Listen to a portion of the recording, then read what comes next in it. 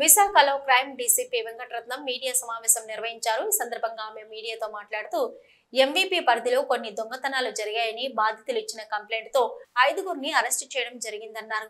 కైలాసగిరి దగ్గర ఇసుక తోట పరిసర ప్రాంతంలో నడుచుకుంటూ వెళ్తున్న కొంతమంది దగ్గర దొంగలు సెల్ ఫోన్లు కొంత నగదును దోచుకోవడం జరిగిందని, రోడ్డు మీద నడుచుకుంటూ వెళ్లే వ్యక్తులను టార్గెట్ చేస్తూ దొంగలు చెలరేగిపోతున్నారని అన్నారు.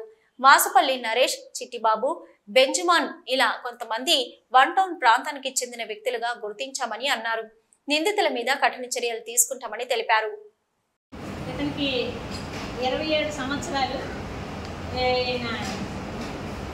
పిఎన్ఆర్ స్కూల్ లక్ష్మీ టాకీస్ దగ్గర పిఎన్ఆర్ స్కూల్ ఏరియా చిలకపేట.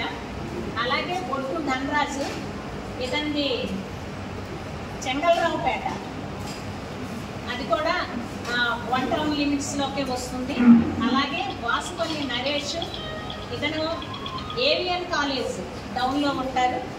అలాగే సోరాడ చిట్టిబాబు అండి, ఇతను పంజాబ్ జంక్షన్ టౌన్ కొత్త రోడ్లో ఉంటారు. అలాగే ఎరుపిల్లి బెంజమన్, ఇతను కూడా ఫిషింగ్ హార్బర్ ఏరియా. సో వీళ్ళందరూ కూడా వన్ టౌన్ ఏరియాకి చెందినటువంటి వ్యక్తులు.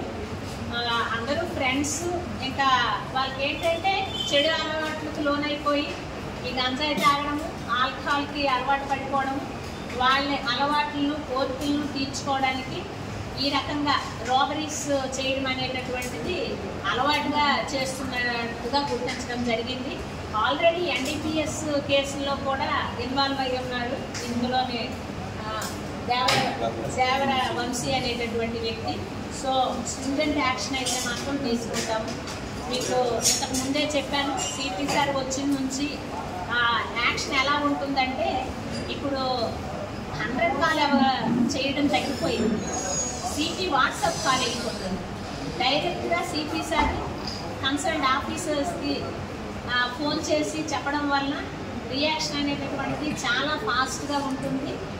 ఇమీడియట్గా టీమ్స్ ఏర్పాటు చేయడం ఏంటి, వీటిలో ఉండే వాళ్ళు ఇమీడియట్గా రెస్పాండ్ అవ్వడం, అదరు డే బీట్స్ అయితేనేంటి, డీకోడ్స్ అయితేనేంటి, ట్రాఫిక్ బీట్స్ అయితేనేంటి, ఇమీడియట్గా రెస్పాండ్ అయ్యి ముద్దాయిని క్యాచ్ చేయడంలో చాలా ఫాస్ట్నెస్ అనేటటువంటిది పెరిగింది. ఇమీడియట్గా అందరినీ కూడా క్యాచ్ చేస్తున్నాము. కాబట్టి మేమంతా హెచ్చరించేది ఏంటంటే, ఇలాంటి చెడు అలవాట్లకి లోనవ్వడం వల్లనే కుర్రోళ్ళందరూ కూడా జైలు పాలవుతున్నారు.